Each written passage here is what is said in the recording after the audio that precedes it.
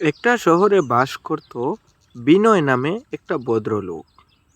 ভদ্রলোকটা ছিল অতি সহজ সরল। ভদ্রলোক প্রথমে একটা বিয়ে করেছিল।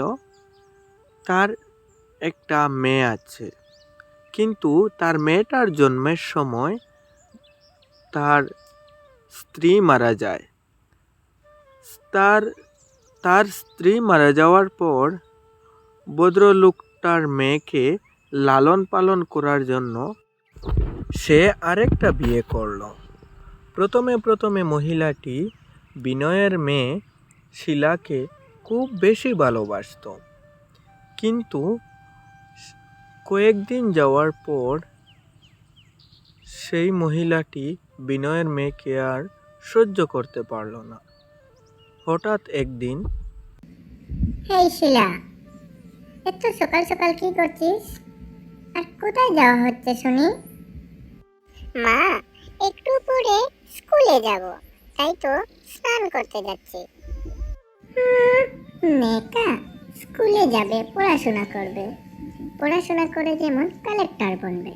দাঁড়াও, যাওয়াচ্ছি তোমাকে স্কুলে। শিলা, মা শোন, আমার না আজকে ভীষণ মাথা ব্যথা করছে, তাই বলছিলাম কি তুই আজকে স্কুলে যাওয়া বাদ দিয়ে দে, কেমন? কালকে তুই স্কুলে যাবি, আর ঘরে তো অনেকটা কাজ পড়ে আছে, তুই যা, গিয়ে সেইগুলা করে ফেল, কেমন? আমি একটু বিশ্রাম করি, যা মা যা। আচ্ছা ঠিক আছে মা, আমি যাচ্ছি। সেই কথা বলে শিলা সেখান থেকে কিছু না বলে মন খারাপ করে চলে যায়। তারপর শিলার মা বলল, অনেক ভালো একটা বুদ্ধি পেয়েছি। এখন থেকে প্রতিদিন এটা ওঠা বাহানা দেখিয়ে ওই শিলাটাকে স্কুলে যেতে দেব না। ও সারাটা দিন কাজ করবে, আর আমি সারাটা দিন বিশ্রাম করব। এইভাবে বেশ কিছুদিন কেটে যায়, কিন্তু বিনয় কিছু বুঝতে পারল না। কারণ সে শহরের এক ফ্যাক্টরিতে কাজ করত। সে সকালবেলা উঠে সেই ফ্যাক্টরিতে কাজ করার জন্য যেত, আর বিকালবেলা বাড়ি ফিরে আসতো। তাই সে কিচ্ছুটি টের পায়নি। হঠাৎ একদিন শিলার স্কুলের টিচারের সাথে বিনয়ের দেখা হয়। বিনয়বাবু, দাঁড়ান, আপনার সাথে একটা কথা ছিল। আরে, মাস্টার মশাই যে! নমস্কার মাস্টার মশাই, আপনি কেমন আছেন? হ্যাঁ বলুন, আমি আপনার কি করতে পারি? আরে না না, তেমন কিছু না বিনয়বাবু। বলছিলাম কি, শিলার কি শরীর খারাপ?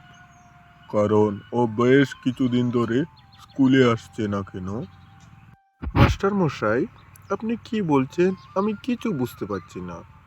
শিলা স্কুলে আসবে না কেন?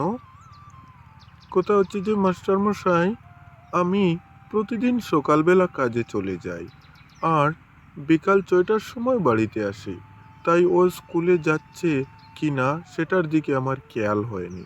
ঠিক আছে মাস্টার মশাই, আপনি যখন বলছেন, তাহলে আমি আজকে বাড়ি গিয়ে জিজ্ঞেস করে দেখব ও স্কুলে যাচ্ছে না কেন।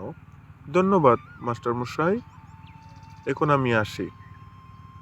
হ্যাঁ ঠিক আছে, যান বিনয়বাবু, আর শিলাকে বলে দিও ও যেন কাল স্কুলে চলে আসে।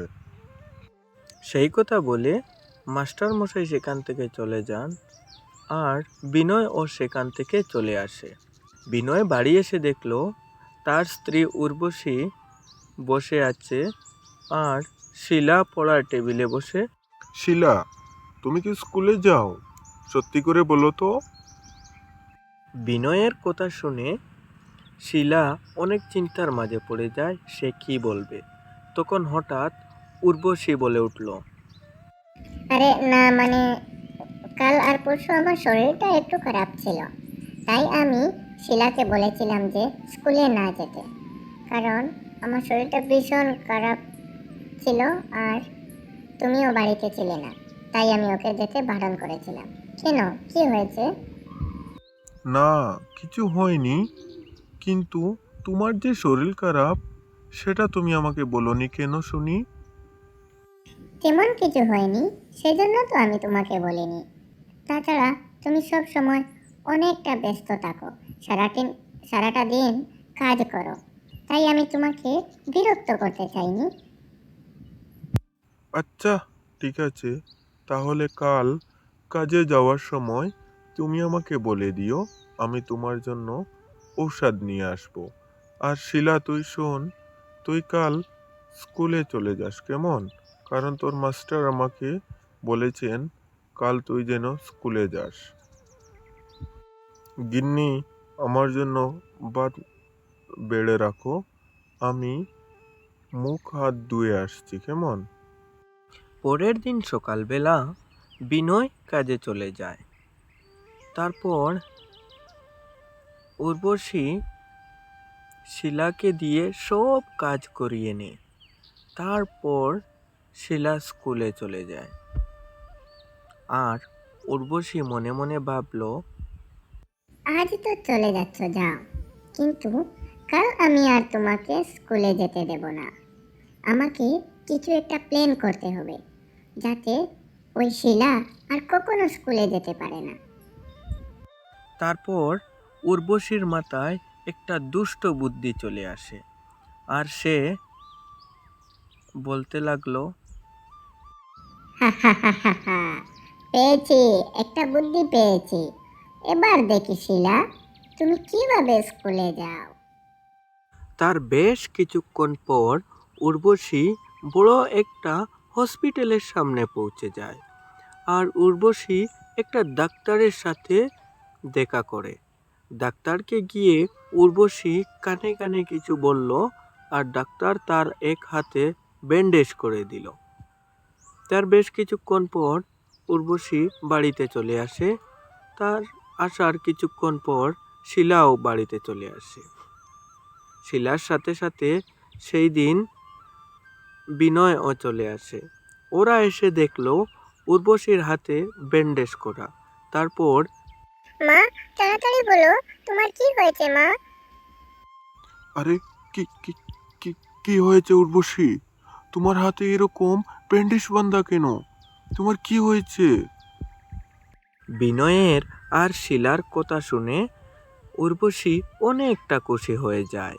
ও মন মন হাসছিল, কিন্তু ওর মুখের মধ্যে একটু দুঃখী ভাব নিয়ে বলল, আর আর তোমাকে কি বলবো বিনয়, আমি একটু কাজ করতে বেরোচ্ছিলাম, আর যখন রান্নাঘরের দিকে যাই তখন আমি পিছলে গিয়ে পড়ে আমার হাতটা ভেঙে যায়।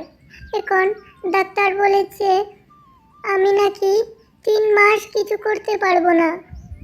মা, তোমাকে কিচ্ছু করতে হবে না, আমি সব কিছু করব। আর কাল থেকে আমি স্কুলে যাব না, কেমন? তোমাকে কিচ্ছু করতে হবে না মা, তুমি কোনো চিন্তা করো না। এ তুই কি বলছিস রে মা?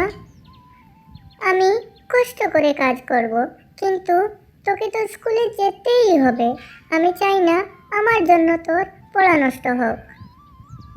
আরে না মা, তুমি কোনো চিন্তা করো না, আমি ঘরে বসে তো পড়বো, আর ঘরে যেটা কাজ আছে সেটাই করব। 3 মাস পরে তো আমি এমনিতেই স্কুলে যেতে পারবো। ওরা দুজনের কথা শুনে বিনয় আর কিচ্ছু বলেনি, কারণ তার কাছে বলার মতো কিছুই ছিল না। তারপর বিনয় সেখান থেকে চলে যায়। আর উর্বশী মনে মনে ভাবল,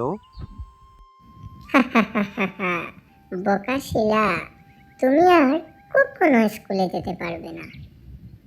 এইভাবে বেশ কিছুদিন কেটে যায়। কিন্তু বিনয়ের মনের মাঝে একটা ডাউট ছিল।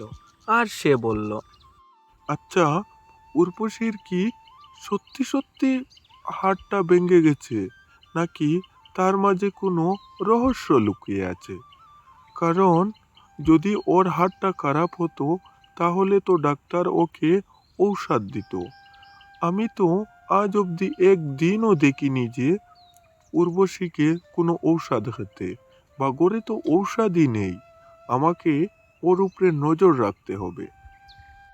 তারপরের দিনই বিনয় উর্বশীকে বলল, উর্বশী, আমি কাজে যাচ্ছি, আর তোমার জন্য ভাতটা কিচেনের মধ্যে রেখে দিয়েছি, তুমি খেয়ে নিও কেমন? হ্যাঁ ঠিক আছে, তুমি যাও, আমি খেয়ে নেব। তারপর বিনয় বাইরে গিয়ে তার ঘরের পাশে লুকিয়ে দেখতে লাগলো। সে দেখতে পেল যে উর্বশী ওর বিছানা থেকে নেমে হেঁটে হেঁটে যাচ্ছে আর তার ব্যান্ডেজটা খুলে দিল। তার ব্যান্ডেজটা খুলে দেওয়ার পর সে দেখতে পেল যে উর্বশীর হাতটা ভালো, সেখানে কোনো চোট নেই। তারপর সে বেরিয়ে এলো। ও আচ্ছা, তাহলে এটা তোমার আসল রূপ। উর্বশী, তুমি এটা কিভাবে করতে পারলে উর্বশী? এই মানাই মেয়েটার ভালোর জন্য আমি তোমাকে বিয়ে করেছিলাম, যেন তুমি ওকে নিজের সন্তানের মতো লালন পালন করো, ওর যেন কোনো কষ্ট না হয়।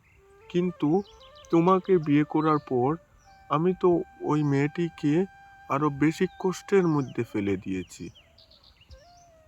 আরে না, মানে মানে তুমি কি বলছো? আমার হাতটা ভালো হয়ে গিয়েছে, আমি সেটা তোমাকে বলতেই চেয়েছিলাম। বাস উর্বশী, বাস, তুমি চুপ করো। তোমার মতো কালনাগিনীকে আমি এতদিন দুধ কলা দিয়ে বাঁচিয়ে রেখেছিলাম। আমি তোমার অনেক নাটক সহ্য করেছি, কিন্তু আর নয়। তুমি এক্ষুনি আমার চোখের সামনে থেকে সরে যাও। তুমি আর কখনো আমার বাড়ির দিকে ফিরে এসো না। তারপর উর্বশী আর কিচ্ছু বলেনি, ও সেখান থেকে মন খারাপ করে চলে যায়। আর বিনয় শিলা মিলে সুখে শান্তিতে দিন কাটাতে শুরু করে।